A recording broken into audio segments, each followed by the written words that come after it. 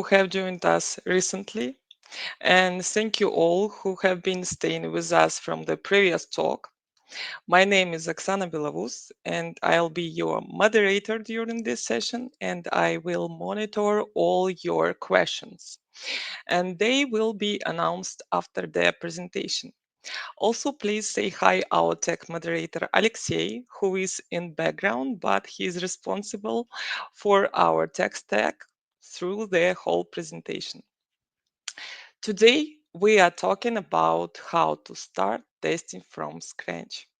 And we are delighted to see Alisa as our speaker today, like professional who specializes in launching project from scratch, transforming testing programs, driving projects, and managing organizational change. So it's great to have you here, Alisa, on ProQuality conference. Thank you, Oksana. And dear audience, please feel free to ask any questions on YouTube chat, and we'll address them to our speaker in the Q&A session part. I want to highlight the importance of your feedback, and please send the badge and rate our event at the end as well. So I think this topic is always actual and interesting for different levels and not only for QA. Alisa, what do you think? Is it useful for junior or middle QA? Um, like, I wish I knew this when I was a junior. I think my life would be much easier if I did. So probably back then I would not understand everything what I'm talking about, but definitely I would be bugging my senior members with the right questions. So I think it's more for senior members here, but definitely lots of for junior members as well. It's So also applicable for them. yeah, please stay. Okay. Okay, so let's get started. Alisa, will pass the floor to you. Thank you, Oksana. I'm delighted to be here, and this is a topic that has been bugging me for a while. Um, this is kind of question that uh, back then, probably now, people love to ask at the interviews. Like, you're brand new at a project, where will you start? That's why I decided to share my experience with you. Overall, I work at EPAM Systems. I have over 13 years of experience.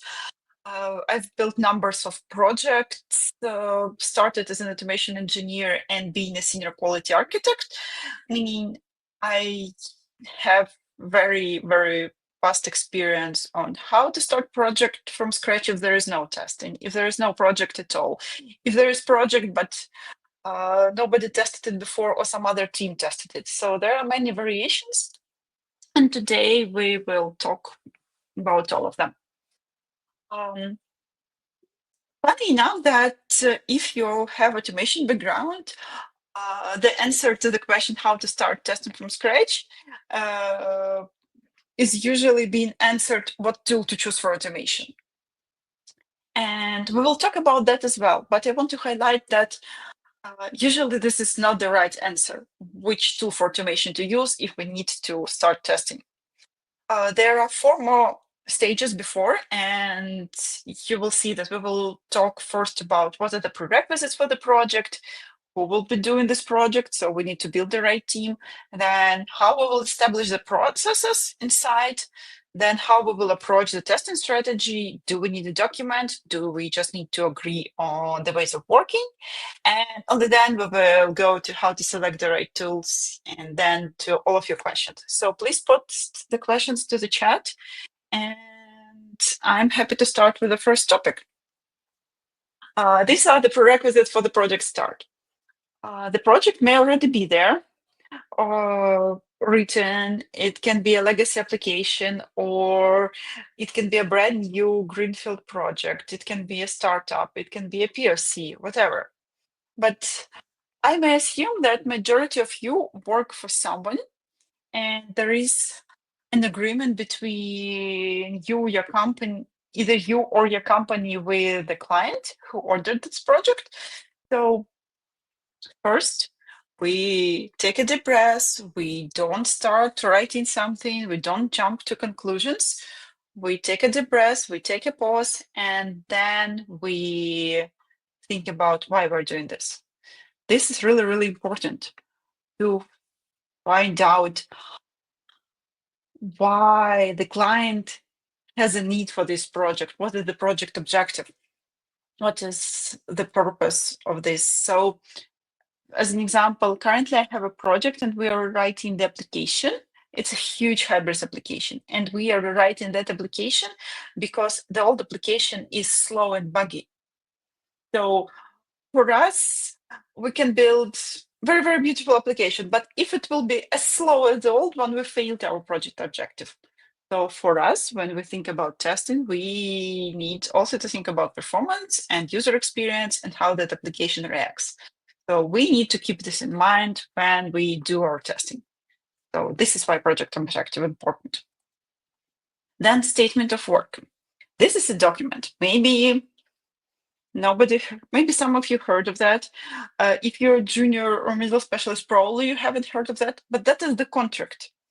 And usually in that contract, we agree in writing with the client on what are the terms of our work, what we will deliver to the client. And there can be funny things. For example, I had a case in my project, one of my previous projects, when I asked for the statement of work very late in the project, and there was a clause that we need to perform security testing, but we were not doing any security testing. But when some project managers or account managers were signing the contract, they put that clause in the contract, and nobody said that to us.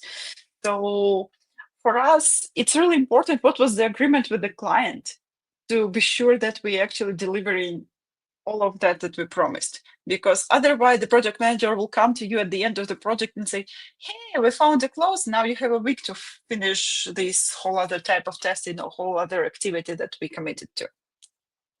So this is also an important knowledge point before we start. Then an architectural proposal. We all know that architecture really impacts our testing. For example, if we have a monolithic application or it's a microservices, the approach of testing will be different to that. If we have some very, very new tools and maybe we don't have libraries, if we need to do automation for that tools, that would also impact our testing. So we really need to know what we're testing before we start the process. And the last thing is a project plan. I put it vaguely project plan because there may be a lot of things in the project plan, but one of the most important one that you can think of, how long is the project? If it's 3 months and we need to do and deliver results really, really fast, we're not doing automation because it will not return money, like in our investment. Then we do need to do only manual, or it's a project that will be for 5 or 10 years and it's built to last and live, then we need to build something solid. So project plan is also really important. There will also be, for example, releases and schedule of the releases, and we need to understand what will be our release schedule and what types of testing we will need to provide for those releases. So this is the preparation stage. We think about what are we doing before we get to the stage on how we're doing that. We know what we're building, and then we need people who will be doing that. I'm sure a lot of very skilled people are listening to us, and maybe you can do everything on your own. And I've totally known these people. They work better alone and faster and more efficiently. But usually this is not the case. Usually we need a team, and it's really nice to have people that we can lean into, and having the right team beside us can really help the project. And we spend, to be honest, a lot of time at work. So having nice people and the right people to work with and to learn from is important for us. So if we need to build a team, and if you are a decision maker like who will be on the team, for example, a test lead, or you are a middle or senior engineer who is a part of the interview process, the next block will be for you. So when we're building the right team, we need to understand what are the goals. So either we need to build the team for manual testing or for automation testing. What is our scope? Do we need performance engineers? That will impact our staffing decisions. Then we think about project specific and culture. What people do we need? What skill set, what soft skills should they have? How will they understand us? How well we will work together? How will they understand the client? And this is about people specific. There may be great technical specialists there on the market, but when you talk to them, you cannot understand that. So you can just feel that you cannot work with that people. And it's okay. Some people are in that stage in life where they don't want any stress at work, and that is fine. And maybe you have a very stressful project, and you can just say at the beginning, hey guys, this is a very fast and very dynamic project. If you are ready to put your energy in the project, then please join us. But if you're not ready at this point of life, it doesn't mean that you're not a good specialist. It means that this is not the project for you. So that thing also has to be considered when you're doing the interviewing process and hiring team. Selecting just based only just the technical skills will usually build you a very skilled team that cannot work together. That's why these people specifics are important. If you work in some big company and you have different locations and you can choose from them, then there will be a question of money and the question of from which location we can select the candidates. And people prefer to work with the people from the same location, but it's not beneficial for in the end of the day. For example, if you have some issue in production and it's already 9 p.m. for you, there is a good chance if you have a colleague from another time zone that he can pick it up, and you don't have to work overnights to finish the investigation. So a part of rates and money, and so having wide location coverage can also be beneficial in the time zones. Then technical skill set, it's kind of obvious. We have the requirements. We usually more or less know what we're building. Then based on that, we find the right people. And the last thing is that I want to highlight is seniority. I see very often mistake in the interviewing process when, for example, middles or seniors are interviewing people and they tend to select only seniors because they have a list of questions. Every person should know the answer to all their questions. If some of the questions were not answered, it means that this person is not a fit for the project. Well, we need to think about the potential of the project, because what will happen if we will hire only leads or seniors for the project is that they will work per month or two and then they will become bored. Probably you will not have challenging tasks and leading opportunities for them to continue working. The opposite side of the dilemma is that hiring only juniors. And juniors are eager to work, they're cheap, but they probably don't know much and they need guidance, they need leadership. And having only juniors will also not help. That's why maintaining the right seniority pyramid, where you have juniors, you have middles, you have seniors, maybe a lead or a couple, will build you the right team. So we know what we're building, we know who we're building this with, and now we need to establish the ways of working. Usually this is called the testing governance. I haven't heard this word, like first time I've heard this word related my career, but testing governance can be described in the example of testing metrics. I hope majority of you are familiar with Lord of the Rings. And if we're talking about the racing metrics and Lord of the Rings, we know that Frodo was responsible for getting the ring to the Mount Doom, but Gandalf was accountable. And some people were like keep informed of some tasks, and some people were in control of those tasks.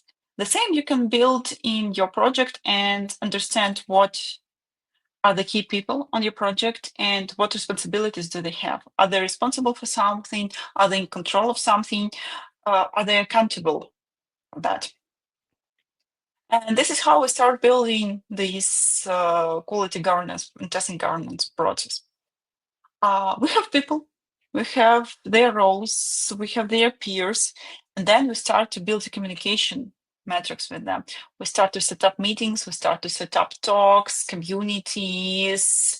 We know the escalation path, who is accountable on top of this. And then we go to the visibility part. What artifacts do we need? What reports? How often? Who will need to see those reports? What exactly? Maybe one leadership will want to see one things, and other people will want to see in the reports completely different things. And then the control part. What will be the metrics? What will be the tools to control that metrics? Maybe that will be a dashboard in Jira. Maybe that will be an Excel file or stuff like that. So we're going from setup to measure and control. And this is the overall the shape of the testing process that we are building. For example, if we're talking about the meetings, we can think of the list of meetings, for example, daily stand-ups, weekly status meetings, retrospective demo sessions, meetings with the leadership, and then we can say who needs to be in those meetings. And this can probably avoid the situations when people say, I have too many meetings. This is one side of the deal. The other side of the deal, I don't know anything. I don't know what's going on there. They are making the decisions and I'm not aware of those decisions. All leadership will come and say, I don't know what the team is doing. Are they doing something or not? That's why think people, you need to start thinking and then doing. So we think about what the meetings we will need, who will be in those meetings, and then we create a schedule.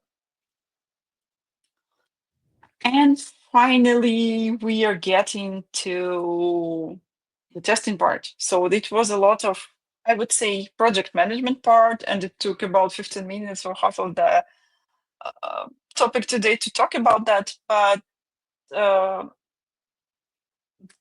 the portion of organizing the process is actually more important than doing the process. There was a stage in my life and in my career when I was doing lots of assessments. So I was coming to a project, there was a problem, and the client was asking to figure out what's wrong with the project.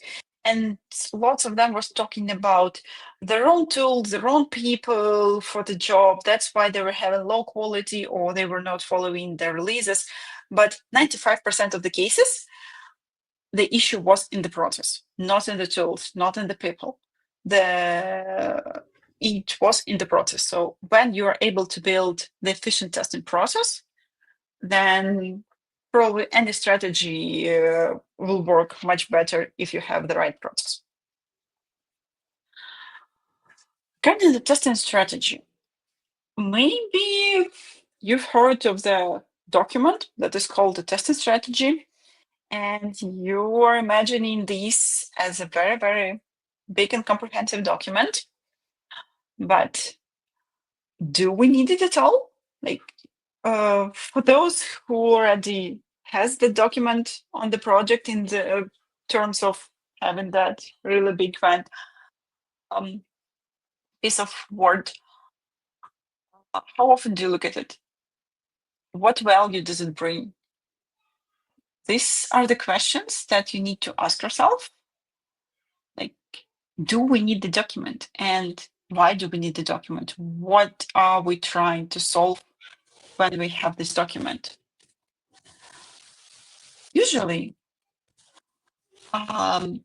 we don't necessarily need that document in the format of formalized document.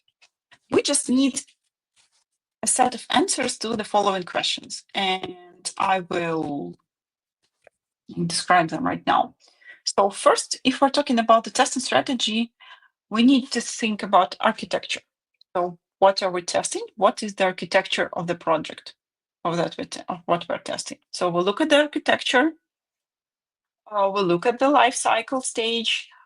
Uh, think about what types of testing do we need at which stage. So right now, if, for example, we have RAM and we have sprints, so we need to test something in sprint, then we will have release, probably we will need release testing. So this is types of testing that will be related to the life cycle stage. What is the domain? Like how thoroughly we need to test. For example, if this is a life science and we are testing the device for dialysis, this is a very, very scary domain to be in. And one defect in that domain will probably cost lives. That's why our testing strategy has to be bulletproof. And all of that will lead us to the scope of testing. So basically, on the architecture, we can overlay the boxes. Okay, this we test, this we don't test. These integrations we will test on mocks, or these integrations will be live. So what is in scope and what is out of scope?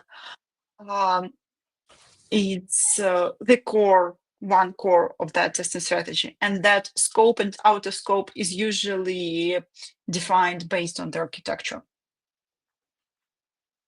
And that brings us to the testing approach. After that, we think about environments and test data management, how we will manage. Do we need the real data? Do we need synthetic data? Can we take data from production, or it doesn't matter and we can generate it on our own based on the requirements?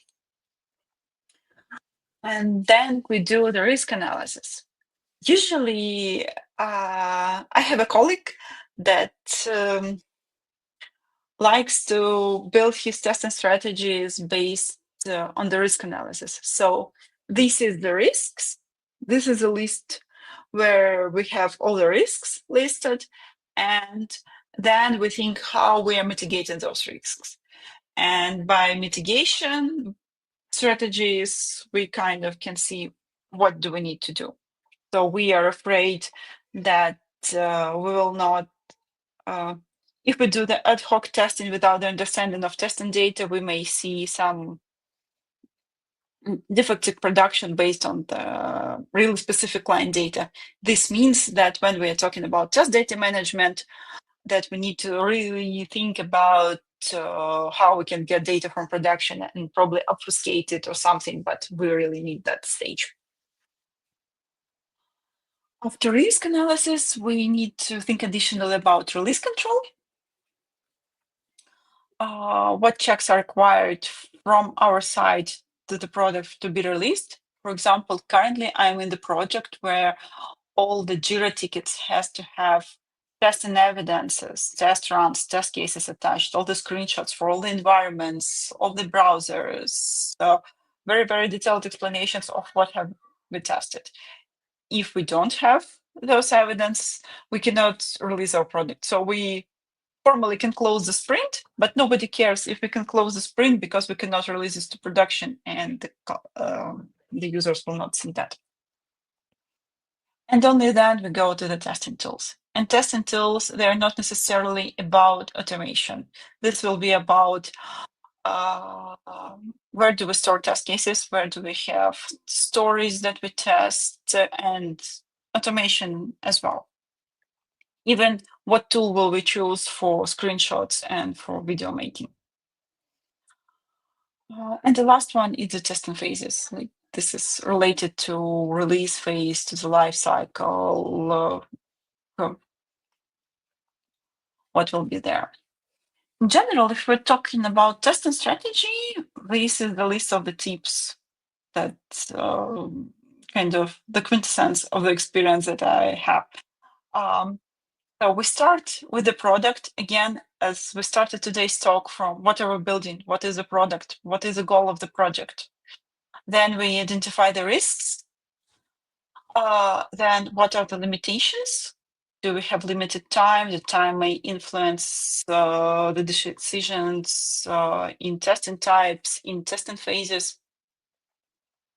For example, we may have 20,000 test cases, but if we need to release in 1 week, then we need to apply some risk-based strategy to select those test cases. So these are the limitations that will influence the testing strategy. I highly recommend to keep this document live. Maybe page in Confluence, when you add how-tos and stuff like that to the document. And this will be an iterative development with updates. And you see that, okay, this strategy doesn't work. We need to do more testing, or this type of testing does not bring us any bugs. So we stop doing that. And we just not stop doing that and don't tell anyone about that. We just update the document. And if it's a wiki page or Confluence page, it's much easier to do. Also, be very specific. Nobody likes to read very long documents. It doesn't bring any value, and the smaller the better. So when we're talking about what things to avoid when we create those strategy is exactly the things that make it big, make it unnecessary, like put in there information that is not relevant, copy paste from other testing strategy, other projects, some general stuff, textbook definitions. For example, what is integration testing? We don't need a definition of what is integration testing if we need to do the integration testing. We need to explain on the exact example what will be the integration testing in our project, because integration testing is a very tricky point. The same with the rest of the stuff. In general, things better leave it to Wikipedia or ChatGPT or whatever other source, but not the documents that you expect people to read and to understand and to keep updated. And the final thing here is about the tool selection. So we finally got to the part from which most automation engineers likes to start. It's the like what tool we will select for automation. And first is that we select tools for everything else than automation. Again, the test case management, the screenshots, videos, etc. And then we go to tools for automation if we need automation. And then we need to figure out what types of testing do we need, what are the requirements, is it web, mobile, desktop, do we need a tool for CI/CD, what will happen there, what is the technical stack, do we keep the same technical stack as the dev team? This is a tricky question because usually backend and frontend are written in two different languages. And what tech stack do we keep, the backend or the frontend? There is no right answer for that. It depends on so many factors. Then we define the limitations. Do we have the money? Do we have the people? Do we have the time? Or we have none of that? And we find in only one unicorn that will do everything for free and in 1 hour.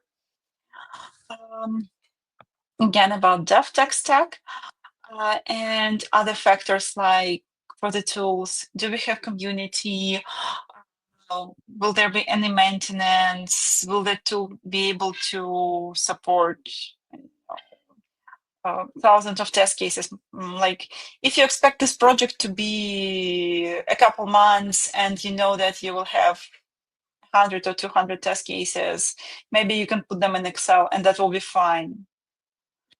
But if this can be a very long-lasting project, and you need some more complicated solutions, then you need to think about scalability as well. That's actually it from my side. You cannot put everything in 40 minutes talk, but I did the best I can. I hope you have questions and we can talk more, or you can contact me directly and we can talk about this some other time. Yeah, Alisa, thank you so much for your presentation. That was a very useful and practical view on this topic. It was really interesting to hear that issues that you have met were always in the process, not in the resources. It was interesting point, yeah. And dear audience, if you enjoyed the talk, please scan QR code and rate our event and give Alisa a badge. And now we're starting the Q&A session. If you haven't sent us any questions, that is time to do that right now. So let's see what questions we have. And the first question from the community platform: what if project is staff augmentation with short-term contracts? The project plan is not shared and the statement of work do good, do not Do bad. do bad. Yeah.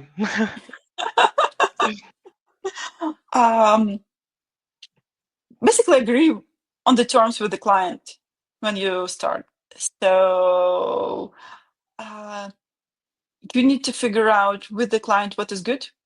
Just sit down and talk if you have access to the client, or if he's like, I don't know anything about testing, then you come in with the industry standard guidelines.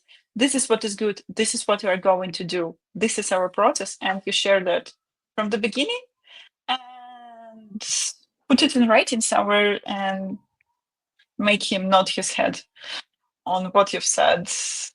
So then in 2 months of your short contract, he will not come to you and say, hey, why haven't you done that? I don't know, dog food testing or what other type of testing he read somewhere in the internet. It was because we agreed 2 months ago that we are doing this, this, and that. Go away and Yeah. come back with new contract. Okay, thank you for your answer. And the next question from YouTube. Alisa, based on your experience, is it possible for a project to operate without dedicated testers, with developers taking full responsibility for all testing activities themselves? Oh, interesting question. It is possible, and the biggest corporations in the world are doing that. I think only Apple and Netflix have dedicated testing team. Facebook, Google, Amazon, Uber, they don't have dedicated testers. Microsoft first invented the role of software developer and test, and then fired all of them. That's because of the mindset that we're developers, those people are testers, and we do not care about the quality. But if we start with the mindset that the whole team is responsible for the quality, then developers are no key obliged to comply. That's why it is possible to operate. There are guidelines from those companies how to do that. And basically, this is possible when you have money and infrastructure for rollbacks. Basically, you have lots and lots of automation tests. You have the CI/CD infrastructure to spin up the environment with every commit, every change. You run all the tests there, and then you put it right in the production and open it to 1-2% of the user. If something goes wrong, you instantly roll back. So the lots of money in the infrastructure, and then you can do it with developers only. A lot of things are related to money and responsibilities, right? Yes. Okay, so the next question from YouTube. Um, yeah, what are the most important risks when starting a project from scratch based on your experience? Um, that will depend on the product that we build. If you are working in some big company, and usually big companies are working on some enterprise development, so you are writing or rewriting the tool that has been there on the market for a number of years. It integrates with some other applications. So usually all the third-party integrations are a huge risk. They will not have the test data, they will not have the environments to support you, or the test data or environments will not be efficient or sufficient. This is the case for the biggest projects. For smaller projects, it's usually the people and the skill set. We may not have the budget for very experienced engineers with the mm, very proficient skill set, and this may be the risk. So it's a staffing risk, but don't share that with the client. This is your internal risk. Then there are also a case when this is probably for project managers or for test leads to be careful. I had experience with some of the clients when they read about some fancy testing types, and they want this and that, like basically 10 different testing types: contract testing, visual testing, some other type of testing, and they want that done altogether. But they don't understand that doing them takes time. Writing a contract test takes time. Writing a visual test takes time.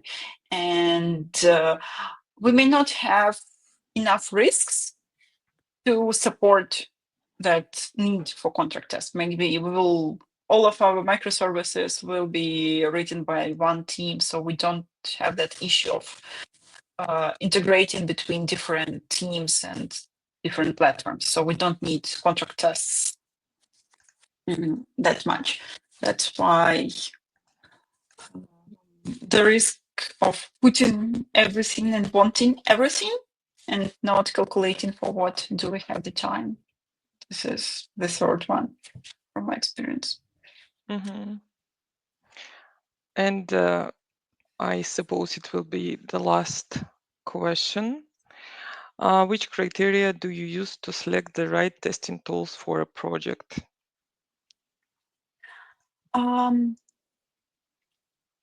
I think the list of tools is more or less set. Like the biggest tools, like previously it was Selenium, right now maybe it's Playwright or something. Um, if you have doubts, there is a good. I had a good idea a couple years ago. You go on GitHub and see the list of issues. The tool with the kind of more forks and more usages and the less number of issues probably will work better. The same with community support. So if you can Google the answer to your question, or ChatGPT knows the answer to your question, this is the better tool for you than the other one. Um, Also, there may be a perfect tool. Like one of my projects, I needed to start a project for 100 engineers. I understood that I will not be able to find 100 engineers that know Playwright. So I had to choose Selenium, just because we didn't have time to educate the majority people in some new technologies. That's why the decision was based on the project schedule and staffing. So this is the other criteria that you need to consider: the knowledge of your team, if you have time for education. And if you have money, some tools are paid. For example, Apply Tools is a great tool. If your client have money for it, go for it. So, Alisa, I have a question from my side. What do you think? Is it important to have a good soft skills or just tech skills for QA team? Good soft skills wouldn't hurt, never. But if there are cases when people with bad soft skills can be used in the project, and we can work with those people, but we need to understand that this is their role. We box them, we put them away from the clients, maybe from the rest of the team.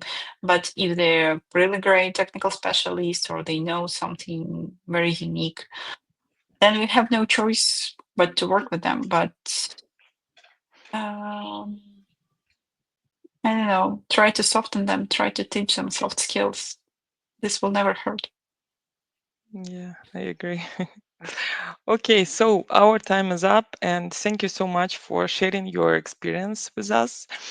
And dear listeners, thank you for supporting this event. Presentation deck will be uploaded tomorrow on our talk page, and video recording will be available on the YouTube channel within 1 month after the conference. And the next topic will be about integrating Playwright and Cucumber with no trades off. Don't switch off, and we will continue for you. So stay tuned, join ProQuality community in our social networks, and have a great day. Thank you, Alisa. Thank you.